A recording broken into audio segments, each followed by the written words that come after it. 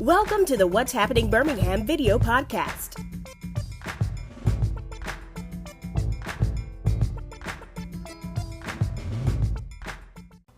Hello everyone, this is Jarvis Scott with What's Happening Birmingham. Today I have the honor and pleasure. I got Miss Emily Halpern with the Capital Collective. She is here in our city this week, just visiting around, checking in with a couple small businesses, see what what services her organization can provide. So Emily, welcome back to Birmingham. Thank you. I feel like I'm already almost a resident, which I can say I'm very proud of because I spent so much time here. And so really looking forward to talking more about what we're doing in Birmingham that really affects not just small businesses, but the whole community. Okay, so first time on the podcast, do a quick little 1 minute bio. 1 minute bio? Yeah. I was born and raised in the state of Delaware. All of my family is actually from the state of Arkansas and come from a family who also were business owners themselves, that I'm able to take that experience with me. On paper, I have a 25-year career working with large investment banks. Started my career in Charlotte at the banks there, and then moved to New York, worked for JP Morgan, and then had the wonderful opportunity to work for a firm in New York called Brightwood Capital Advisors, where really that pivoted my journey to want to focus more on my upbringing and what I can bring to helping grow small businesses. Okay, so tell me about the Capital Collective. I love that name. How did you come up with that name for the business? It really came from my career and seeing that there was a void and a need, and the word collective, which I think about is bringing people together and bringing the right people together. I thought for the collective was a great word to use. And the collective really came about, I like to call it a passion project. This is not my full-time job, but the tremendous traction that we're getting really needs to be a full-time job. But really it came about as me seeing something that needed to be improved and needed solutions. And I'll never forget, I was at an event in Washington, D.C. It was a large research institute with a bank.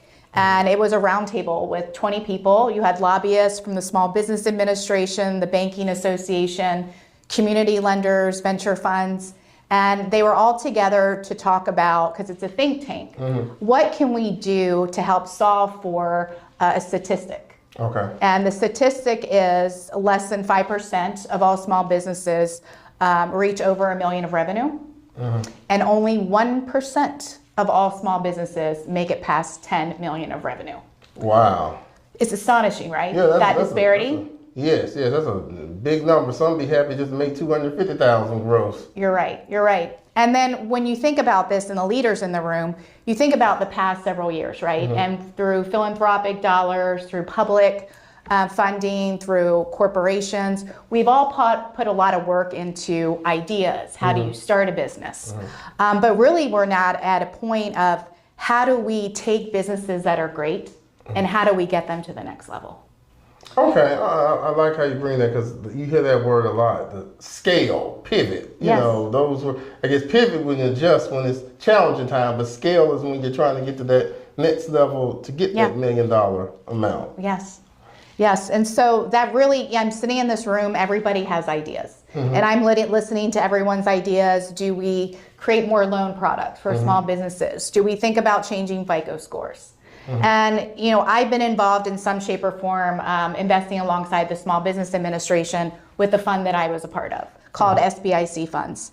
And at the end, after listening to everyone, I was thinking about my career and how I'm in a room who's focused on small businesses. And I typically have focused on bigger businesses, like that $10 million revenue threshold.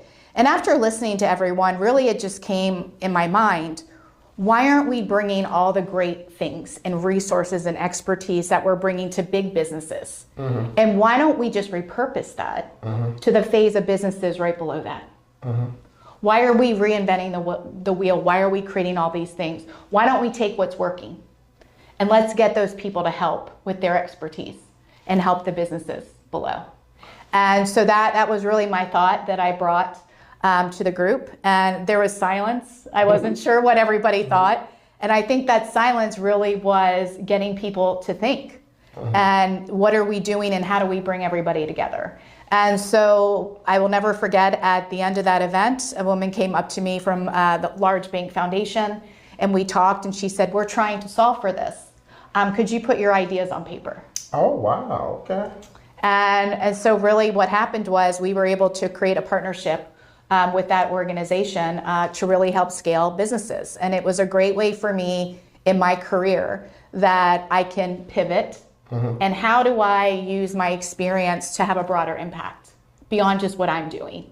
And so now I can have a solution where I'm bringing my network from across the country of almost 30 years of experience of people and bringing them together under a nonprofit. And that nonprofit is called the Capital Collective. So walk me through the process. Sure. How do you select the businesses that you all choose to work with? Well, the most exciting thing that the audience should know is Birmingham is the very first city in the country to do something like this. Oh, okay. From our understanding, there are not any groups out there right now who are actively focused on profitable businesses between 1 to 10 million of revenue. So they're called the missing middle, if you hear that phrase. And so really my co-founder, Tamika Tyson, who is not here today, she's from Houston, has an amazing career on the corporate side. She was head of global credit for a Fortune 500 company. We looked at cities in the South. We care about the South. We think it's an undercapitalized region, underappreciated, and there's so much that's happening in the South. We put together a short list of cities that were mid-tier cities. So this isn't like in Atlanta or Miami. This is mid-tier cities. And we studied them and we put a short list of these cities of what are cities that really are at a crossroads right now of growth? What are cities that have real solid industries like steel here? You've got construction, manufacturing, transportation, logistics, construction. And then you've got a good amount of awareness and efforts on behalf of these cities that are doing a lot for venture.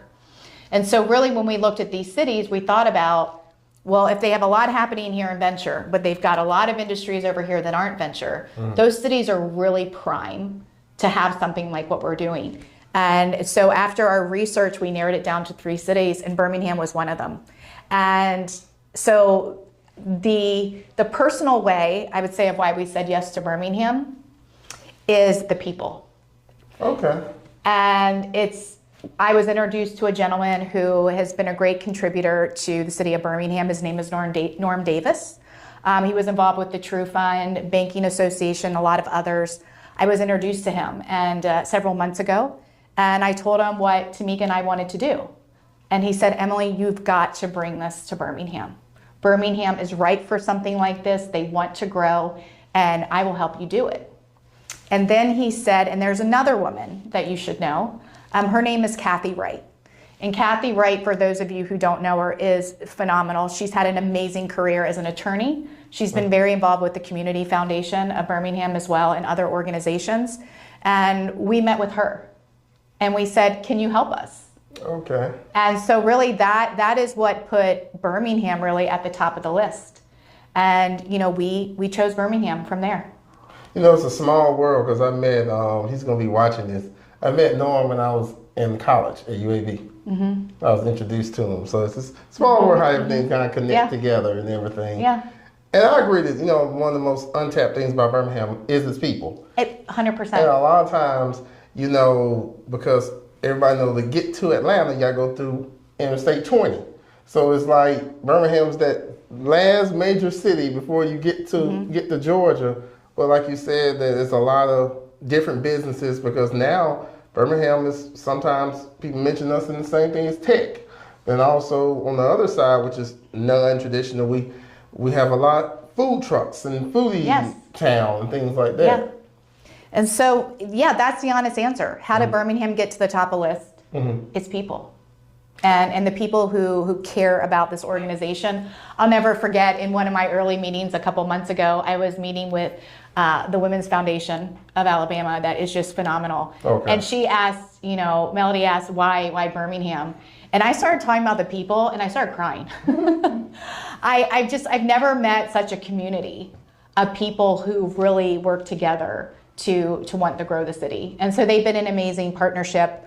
Going back to the Capital Collective, It really started back in October. Okay.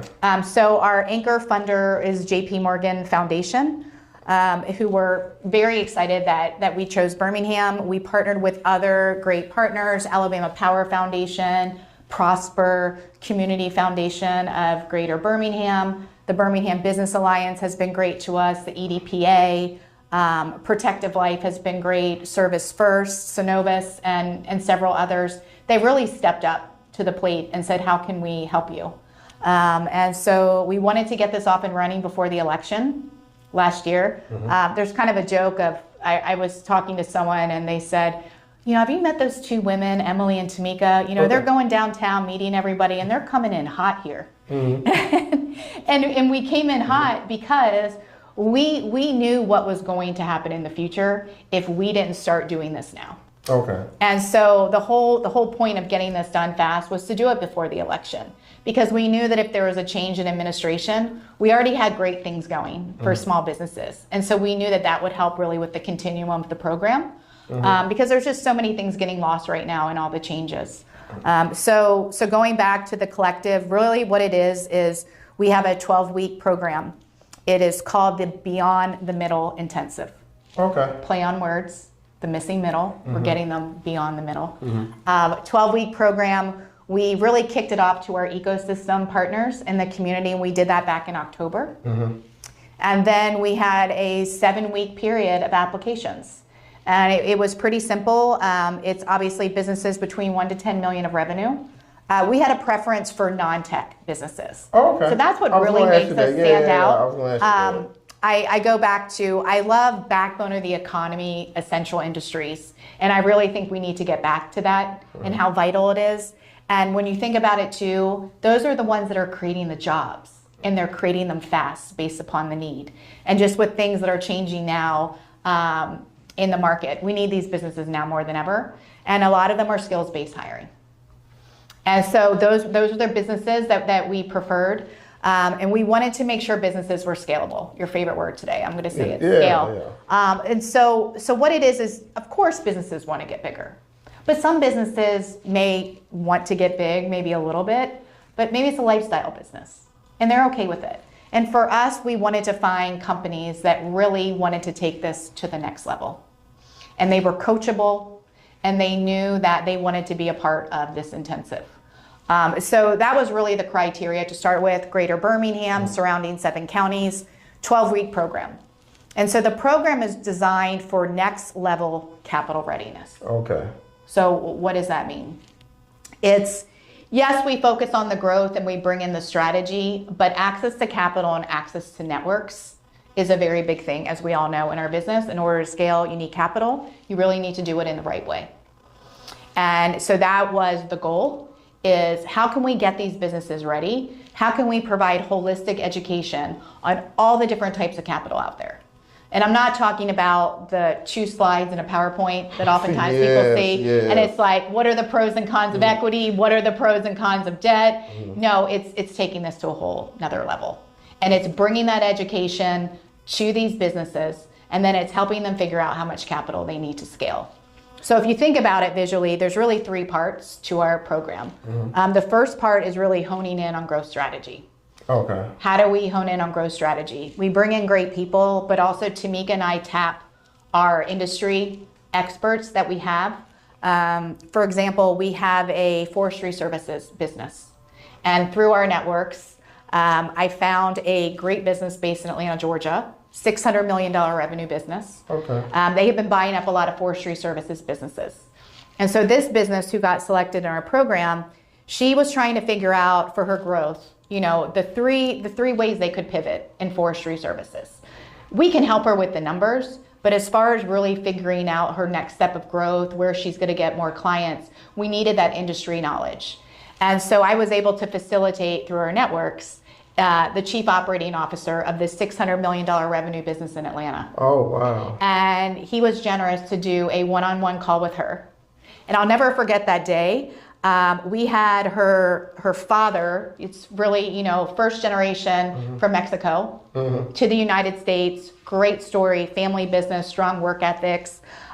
They're literally the ones planting the trees And then if you think about it, they're also the ones that are going into rural areas, and literally people are going through swamps, machetes, and they're the ones who are cutting down everything around the utility poles so we can all have our power. And so on this call with the CEO of this big business, you have her father who is in the room with her but on the cell phone. He's speaking to her in Spanish. She's then translating to the COO of this huge business in Atlanta. And she came prepared with 3 questions that we asked this gentleman. And for her to get off the phone, you would have thought that it was a celebrity.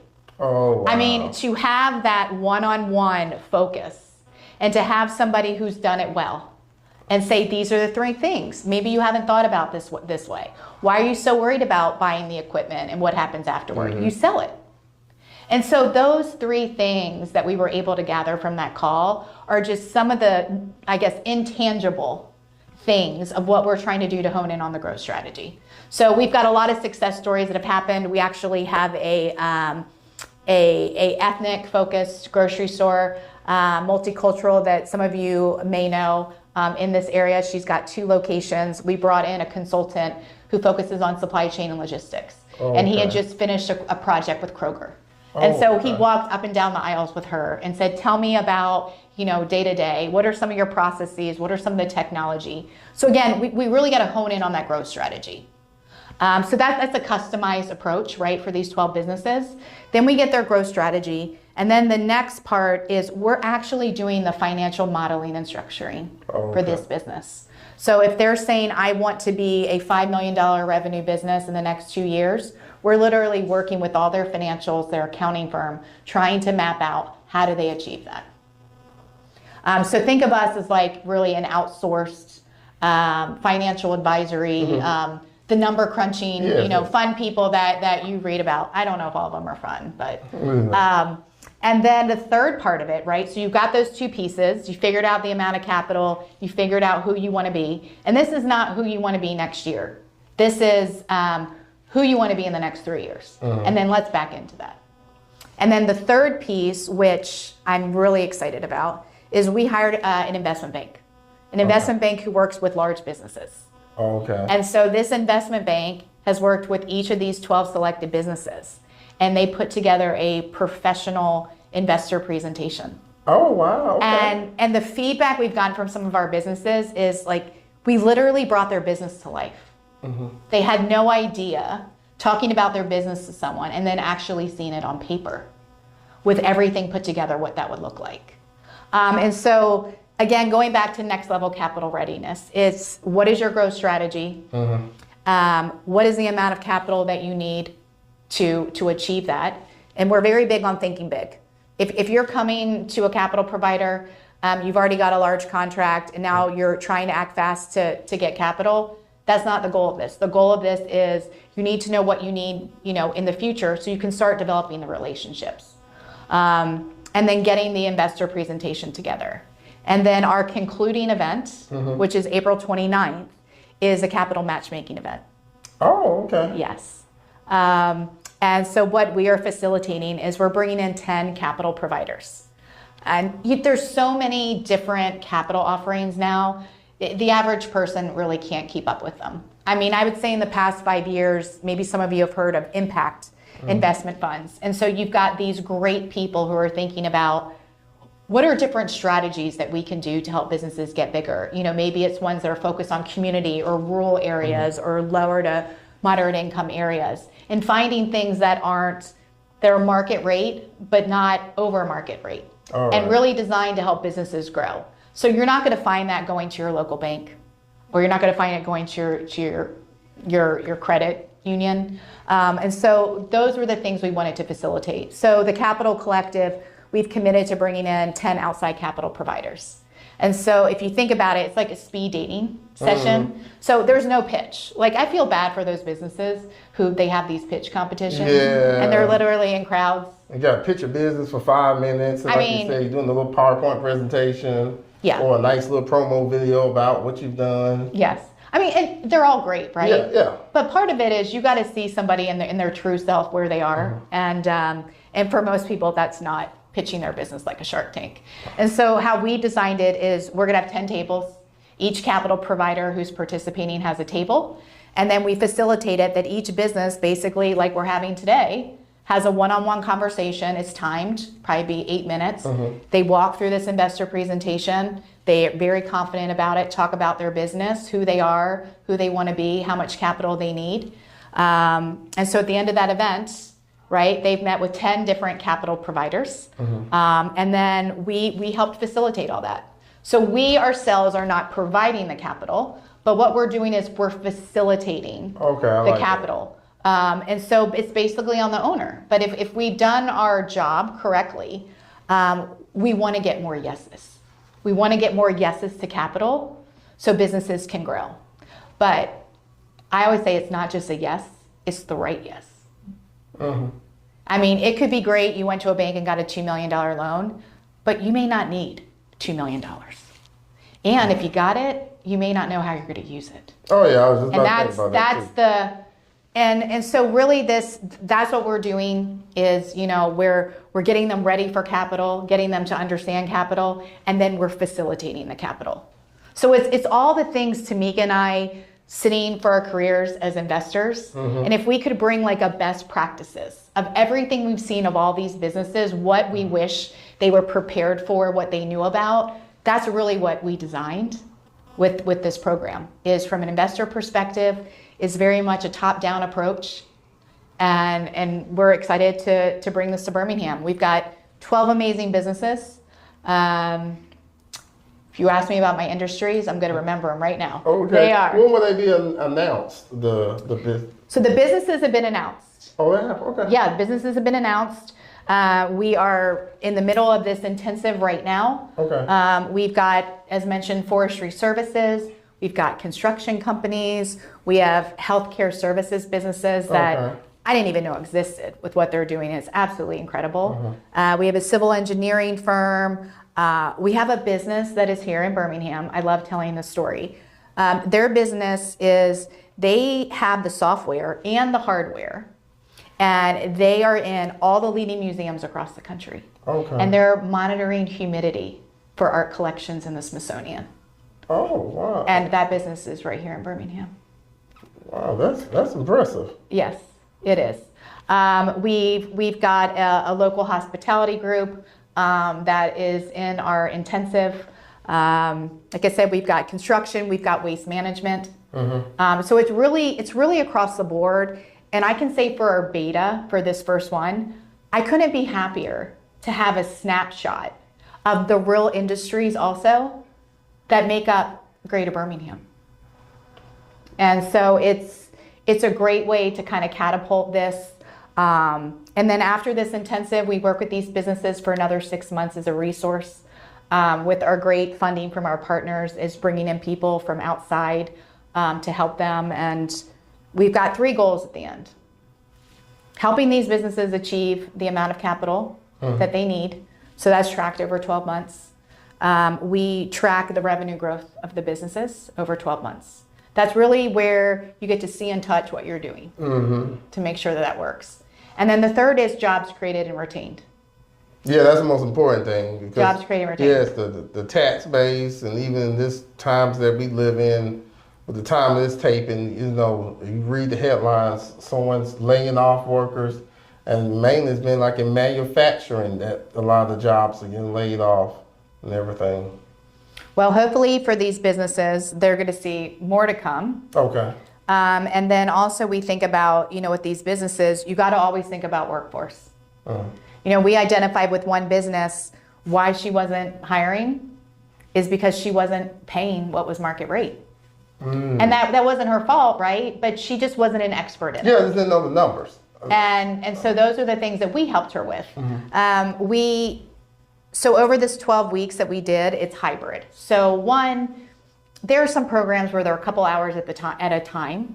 And that's really hard for businesses at this level because they're so busy working in their business, as everyone says, they can't take 2 hours. And so what we designed is we call it like a C-level executive approach.